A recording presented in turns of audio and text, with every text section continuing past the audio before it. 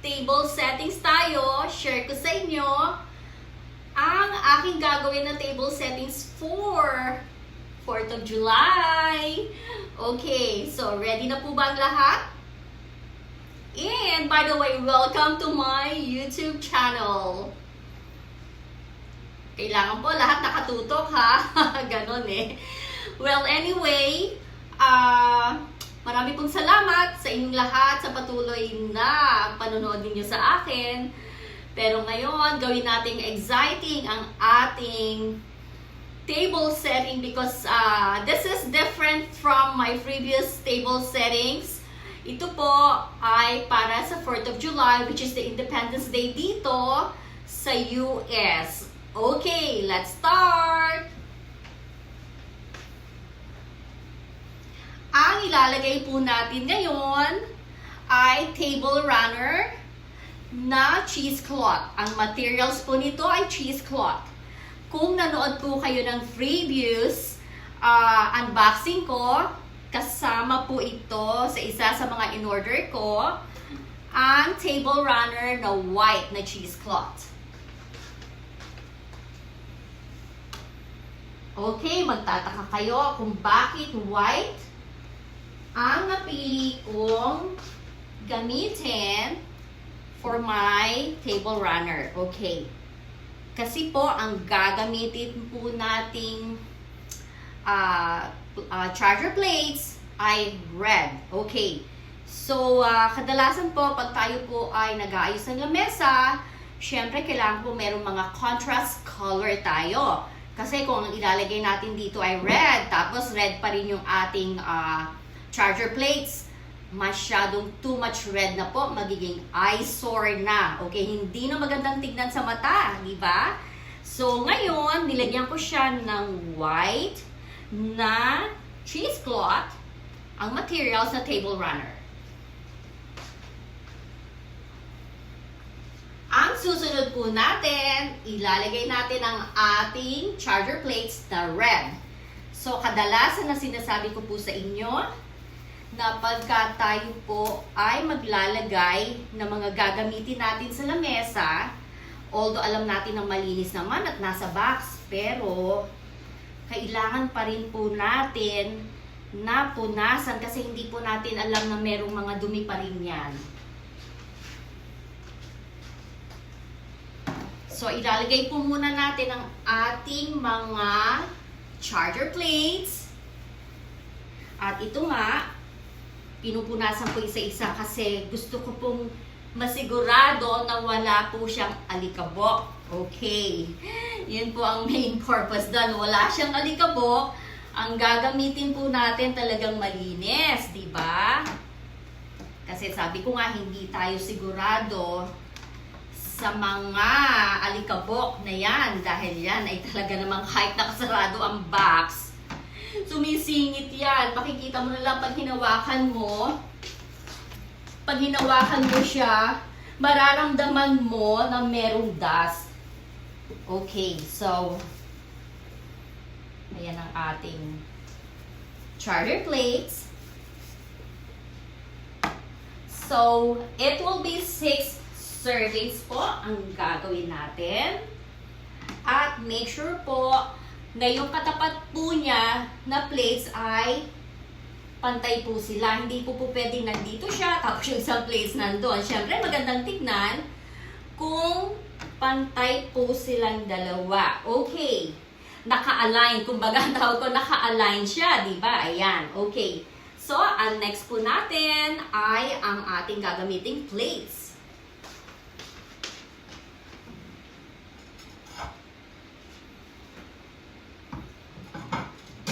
So, ito pong white plate na to ang gagamitin natin. White embossed plate. Ayan. At syempre, katulad ng sinasabi ko, parati po nating lilinisin ang ilalagay po nating plates.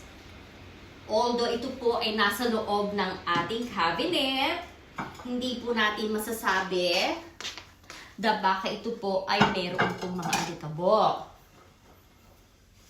So, I wanna make sure na lahat po ng ating gagamitin ay talagang malinis.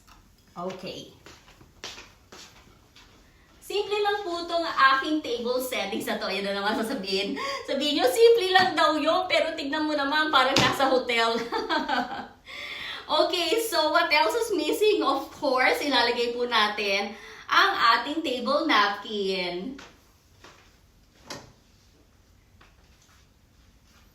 Ayan po ang ating table napkin. Pakita ko lang sa inyo ng close-up, pero mamaya makikita nyo rin.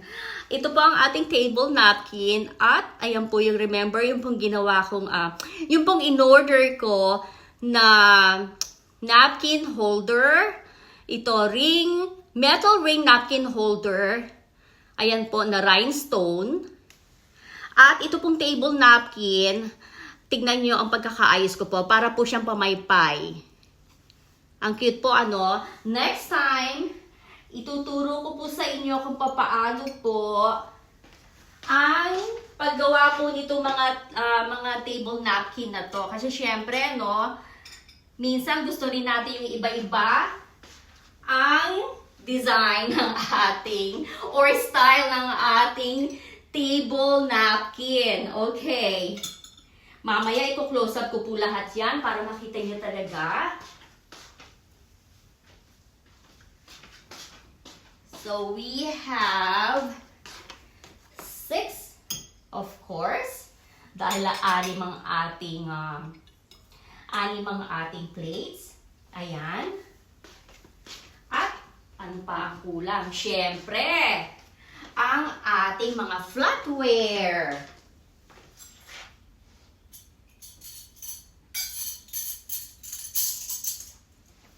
Okay, uunahin po natin ang ating fork. Okay.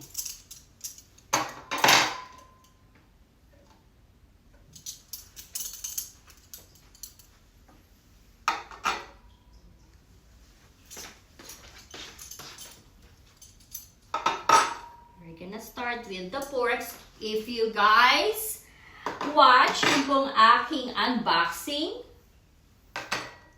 early this week, matatandaan ninyo na ito pong gagamitin nating mga utensils, itong ating flatware, ay yung po yung mga in-unbox natin last week. Okay, in-unbox ko last week.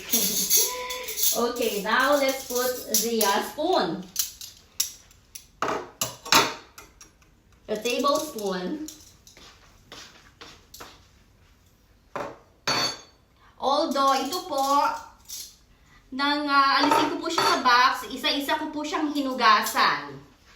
Okay, yan po ay talagang malinis na dahil isa-isa ko siyang hinugasan. So, yun nga, katulad ng sabi ko sa inyo, especially, syempre siguro ginagawa rin naman po ninyo yun, ano?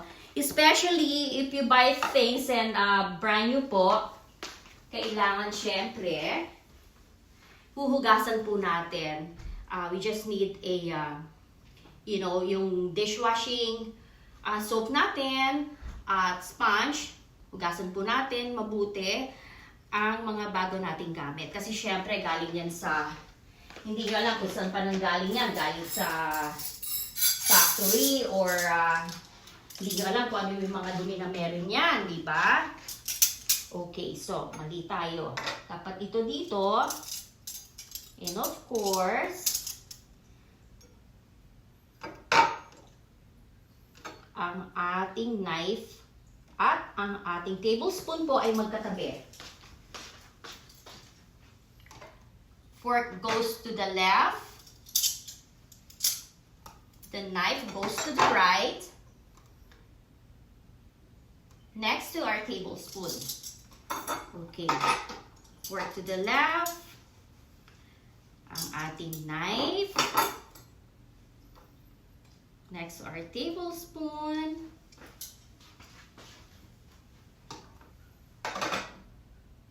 Do it on the left.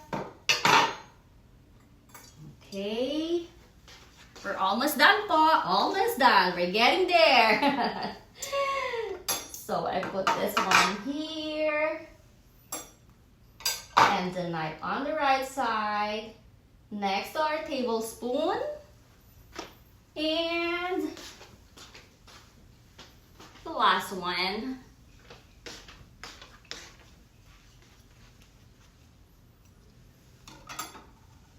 Our fork on the left. And our knife on the right. Next to our tablespoon. Okay, so ano pa po ba ang missing dito? Ano pa sa palagay nyo ang missing dito sa ating settings? We already have the charger plates and the round plate. We have the spoon, the fork, and the knife. And what else is missing? Okay, ang ating water goblet po. This time, ibang water goblet po gagamitin po natin. Colorful water goblet. Okay, so that goes to the right. It goes to the right on top of the knife. So, colorful po ang gagamitin nating water goblet. Ayan. And, ayan po. Let's, para hindi magkatabi ang red. Okay, I'll put this one here. And this one here. Okay. So, siguro magtataka kayo, no? How come I don't have a wine glass? Okay, kasi po ang gagawin ko ngayon, iba po ang gagawin ko this time. In my previous vlog sa aking table settings, we have the water goblet and next to that is the wine glass. Okay, ngayon po iba. Ihiwalay ko po sa isang tray ang ating mga wine glass. At kasama po ang ating mga wine, bottled wine of course, ang mga sa isang tray po siya. At ito po, ganyan lang po siya, ganyan lang po ang arrangement ko. Ang ating settings this time, ganyan lang po, simple, with water goblets. And I think this is done. We're done here. So ipapakita ko po sa inyo ng close-up kung ano po ang kanyang itsura. Napakasimple po niya, napakalinis tignan. At remember po ha, ang paglalagay po ng ating table runner, kailangan syempre meron tayong color contrast, diba? So, kailangan po magkaiba ng color. Katulad po nito, red ang ating, red po ang ating charger plates. Siyempre, ayaw naman natin maging too much red tayo, no? So, nilagyan ko po siya ng table runner na white. Okay, so napakalinis tignan, napakasimple po niya. Ang ganda po ng kanyang dating, napaka-classy. At that's it. You know, we're done here. At i-close up ko po ang itsura niya para po makita ninyo.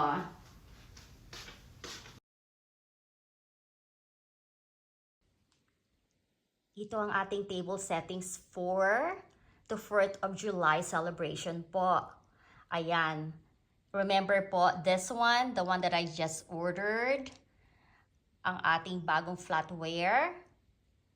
Ayan po yung ating rhinestone na metal napkin ring holder. Ayan po. Ayan po ang ating ginamit na plates para sa ating celebration ng 4th of July. Rounded plate po siya na embossed. Ayan po. At iba-iba pong kulay ang ating water goblet. We have yellow, we have blue. Actually, that's not blue. For me, it's a teal color. Pero parang blue na rin yan. Yellow. Red.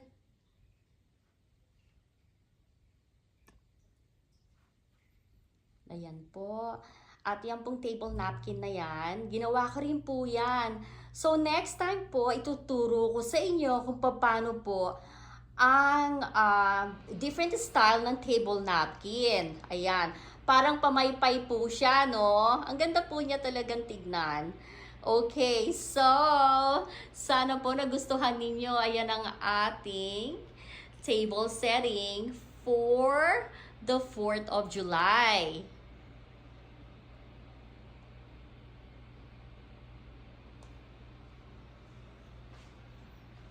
Gusto ko lang talagang makita ninyo. Ayan, ang ganda po tignan. Talagang napakaganda po. I like the white and the red color po. Ito medyo iusog natin ng konti para nasa gitna. Ayan, perfect.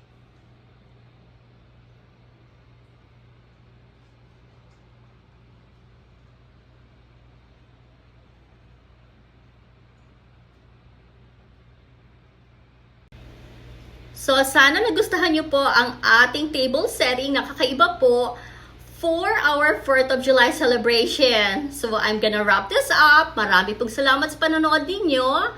At hanggang sa muli. So, don't forget po to subscribe to my YouTube channel. Thank you for watching. See you guys later. Bye!